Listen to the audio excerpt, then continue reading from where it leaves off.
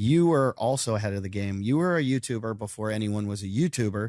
You were successful It was in that. shameful to be even called a YouTuber. Yeah, I remember. And there's still a little bit of that like stigma, but like everyone's a YouTuber. There now. is in the stand-up world. It's just It's like but when if you say you have a podcast and you're a stand-up and it's on YouTube, because all the stand-ups created podcasts. But back in the day, if you were an actor that did stand-up, that like you had 5 minutes. Every actor had 5 minutes of stand-up that could kill, and they would come out to try to get a sitcom.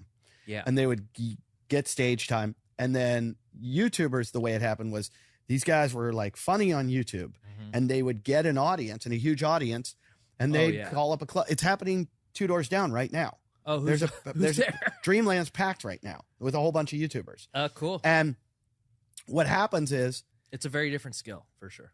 It's a totally different thing. It's a very different skill, and it does not translate. And and so, but they can draw an audience. Yeah. And clubs are so desperate to make money. They don't care. They don't care. And agents are dirtbags, and agents call up the club and go, I got this guy. He's going to sell 300 seats on a Tuesday night. And the club goes, let's book him. Then they put them in and they pack them. And they've got all these YouTubers. And there's a bunch of people that like hone their skills in stand-up going, this is bullshit. And it's like, yeah, but you can't sell 2 tickets. Right. And so I think it's good.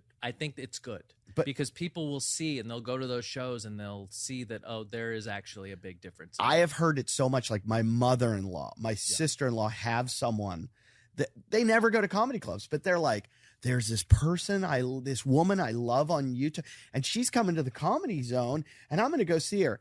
And they come back and I go, how was it? And they'll go, she was awful. Yeah. And I go, well, what did you think? Right. That's like, you wouldn't go see her at the symphony. You wouldn't go see her play basketball. Yeah. You wouldn't go see her. I don't know why, like back when I first started stand-up 27 years ago, soap opera stars used to come do a show, which was basically just a meet and greet. It would get packed with women. They would come in, but they did it at noontime. And they would come at noon. They didn't steal anyone's stage time. They would pack the club. The club would make all this money. And they would basically get up and talk about the show and then sign everybody's autographs. That's what they should be doing, these YouTubers. Come at noon.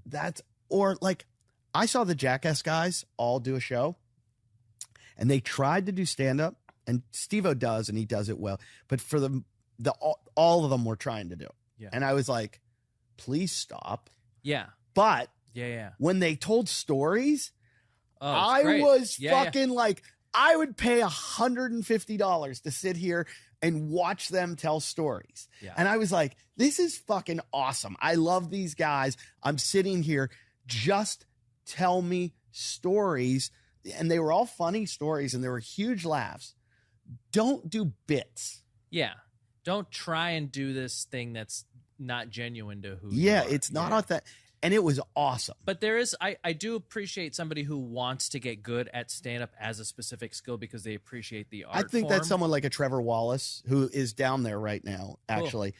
Trevor Wallace is like that. I'm not sure I know who that is. He's a YouTuber, but he's a stand-up, and he's a funny stand-up. Like, he works hard at it. Right. He goes out every night and does stand-up, and he's selling tickets everywhere. He'll have a career. He has one now. He's got a great career, but it will continue. Yeah. Because he's good at it.